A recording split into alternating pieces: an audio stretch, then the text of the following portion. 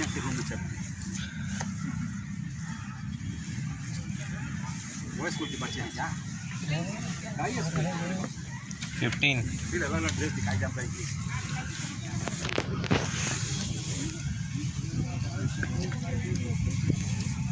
Department of physics 100 साल पहले का विद्यालय है और ये यूनिवर्सिटी का सबसे इम्पोर्टेंट पार्ट है। और हमारे बगल में केमिस्ट्री डिपार्टमेंट है बगल में सर।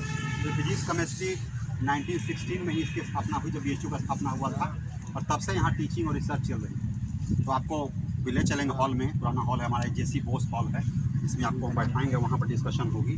तो यहाँ थोड़ा खुला स्थान इसलिए आपको ले आए हैं। यहाँ पे क्या है कि हमारा इस डिपार्टमेंट ऑफ फिजिक्स में कई ब्रांचेज पाई गई। मेनली हमारे यहाँ 6 स्पेशलाइजेशन। एक आप पढ़े होंगे न्यूक्लियर एंड पार्टिकल फिजिक्स, जिसमें कि एटॉमिक एनर्जी की बात करते हैं, न्यूक्लियर फ्यूजन, एटम बम की बात करते हैं। एक हमारे यहाँ सेक्शन है न्यूक्लियर एंड पार्टिकल फिजिक्स। दूसरा है सॉलिड स्टेट, इसमें condense matter, material science, solid state जितना होगा, जिसका सेमीकंडक्टर के साथ। तीसरा है इलेक्ट्रॉनिक्स। आप पढ़ते रहे हैं, सेमीकंडक्टर की बात आप करते हैं, इलेक्ट्रॉनिक कितना डिवाइसेज है, सब इलेक्ट्रॉनिक डिवाइसेज है। और इसके अलावा हमारे पास एक है स्पेक्ट्रोस्कोप, लेज़र एंड स्पेक्ट्रोस्कोप, जिसमें कि ऑप्टिक्स जितना आप पढ़ते हैं ऑप्टिक्स। तो एक है लेज़र एंड स्पेक्ट्रोस्कोप, ऑप्टिक्स जिसके अंदर ऑप्टिक्स आता है, स्पेक्ट्रोस्कोपी आता है। आप जितना देखते हैं टेलीस्कोप या जो भी आप देखते हैं स्पेस की स्टडी, सब जो है लेज़र स्पेक्ट्रोस्कोपी होता है। 2 नया सेक्शन हमारे यहाँ खुला है, एक का नाम है स्पेस फिजिक्स, दूसरे का नाम है बायोफिजिक्स। बायोफिजिक्स इंपॉर्टेंट इसलिए कि बायोलॉजिकल DNA हुआ, DNA मॉलिक्यूल हुआ, ये सब मतलब उसका उसमें फोर्स क्या लगता है वो आपको स्टडी करते हैं बायोफिजिक्स। और स्पेस फिजिक्स बहुत ही मॉडर्न साइंस है। आप देख रहे हैं कि इंडियन स्पेस एक्सप्लोरेशन बनी हुई है, जिसमें कि स्पेस की पढ़ाई होती है, स्पेस टेक्नोलॉजी है, मंगलयान, चंद्रयान, अभी चंद्रयान भी आने वाला है, गगनयान, तो बहुत से स्पेस मिशन चल रही है, इसलिए हमने स्पेस फिजिक्स की पढ़ाई शुरू की। ये 6ठा सेक्शन, इसमें कि एटमॉस्फेरिक फिजिक्स, एस्ट्रोफिजिक्स और स्पेस फिजिक्स की पढ़ाई है। ये 6 सेक्शन हमारे यहाँ हम लोग इसलिए खड़े हैं कि एक तो जगह अच्छा है, दूसरा एक हमने बनाया यहाँ पे ऑटोमेटिक वेदर स्टेशन। ये इंडियन स्पेस रिसर्च ऑर्गेनाइजेशन ने फंड किया था और इस तरह का उन्होंने 200 से ऊपर स्थानों पर लगाया था, अलग अलग जगह। ऑटोमेटिक इसलिए है कि इसमें जो है आपको चीज़ करना है, जब ये सोलर पैनल और इसमें बैटरी रखा हुआ है और बहुत से सेंसर है। ये टावर है, ये 5 मीटर टावर है, और इस टावर में क्या है, अलग अलग तरह के सेंसर लगे। एटमॉस्फेयर की अगर पैरामीटर की बात करेंगे, वाट इज एटमॉस्फेरिक पैरामीटर, तो सबसे इंपॉर्टेंट है टेम्परेचर। देखते हैं कि टेम्परेचर, अब हम लोग टेम्परेचर बढ़ रहा है, सुबह ठंडा हो गया। Yes sir. सुबह जब घर से निकलेंगे पानी बरसा था, टेम्परेचर हमारा घट के 16, अभी टेम्परेचर आपका बढ़ के 32, 36, कुछ देर में 40 हो जाएगा। तो ये टेम्परेचर बदलते रहता है, सरफेस टेम्परेचर से कहते हैं हम लोग। तो इस टेम्परेचर को नापने के लिए सेंसर चाहिए, तो इसमें एक सेंसर लगा हुआ है which is measuring the temperature.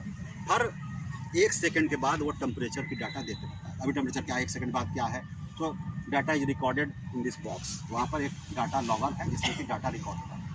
वो भी क्या है कि ये डाटा जो है 1 साल तक रिकॉर्ड कर सकता है। और सोलर पैनल से है, बैटरी लगा हुआ सोलर पैनल से है, तो अपने आप बैटरी चार्ज होता रहेगा। कोई बैटरी का लाइफ 3 से 4 साल होता है, तो it is automatic, you have not to कम।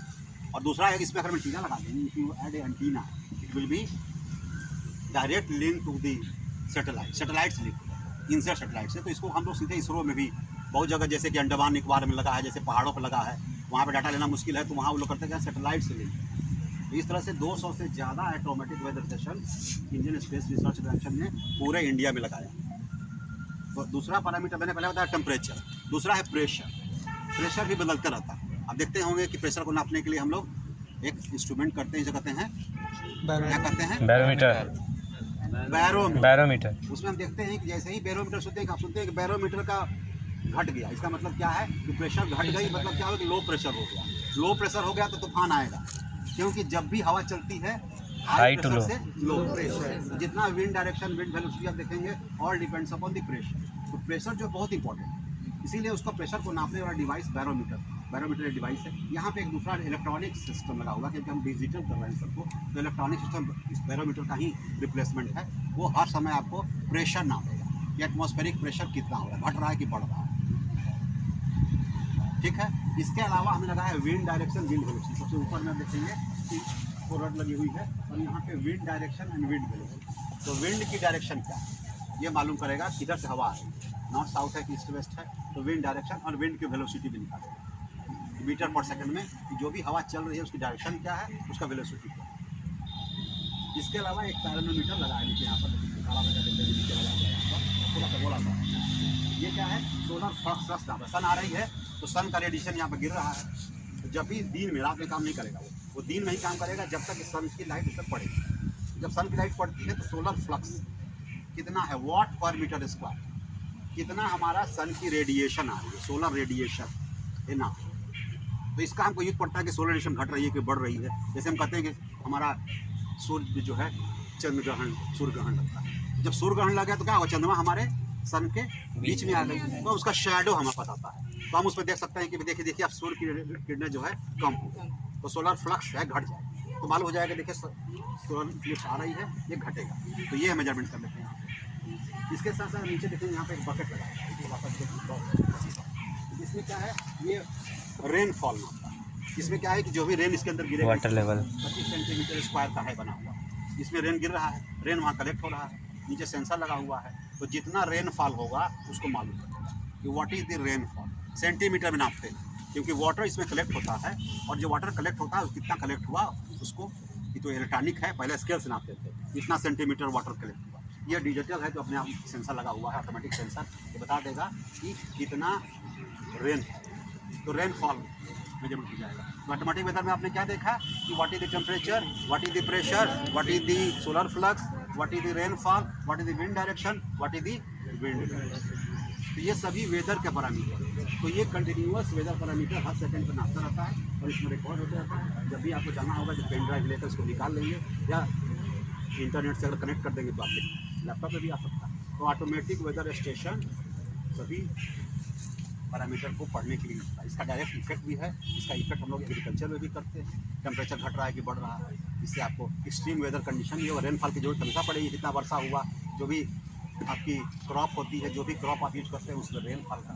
तो ये इंस्ट्रूमेंट इसीलिए इम्पोर्टेंट है कि इसको एग्रीकल्चर में भी यूज करते हैं। एक दूसरा भी हमारा वहाँ लगा हुआ, एग्रीकल्चर डिपार्टमेंट भी इस तरह कहीं लगा हुआ है, जाएंगे BHU का एक एग्रीकल्चर डिपार्टमेंट, वहाँ एग्रीकल्चर एक फॉर्म, वहाँ भी इस तरह लगा, क्योंकि उनको अलग चाहिए। हम फिजिक्स वालों को चाहिए क्लाइमेट चेंज कैसे हो रहा है, कैसे बदल रहा है मौसम, उसके स्टडी करें। एटमॉस्फेयर में कैसे चेंज हो रहा है, उसको स्टडी करें। तो ये ऑटोमेटिक वेदर है। किसी को कुछ पूछना हो इसके बारे में तो कुछ एनी क्वेरी, बच्चों के पास क्वेरी ज़्यादा होती है। अगर आपके पास कोई क्वेरी हो कि atmosphere weather, temperature, pressure,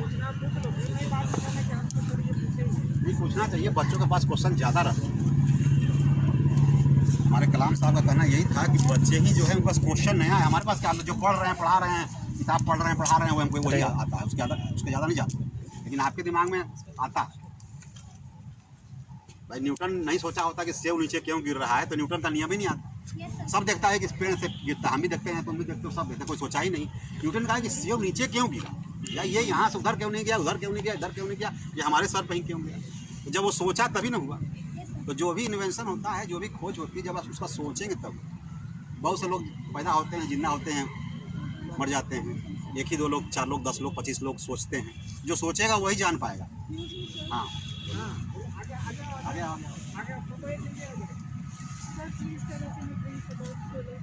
solar flux.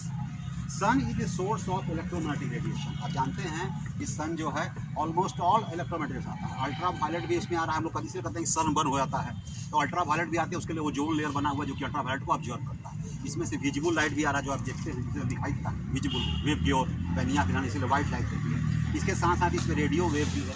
तो sun is source almost all electromagnetic, that's why sun is called a black body. सब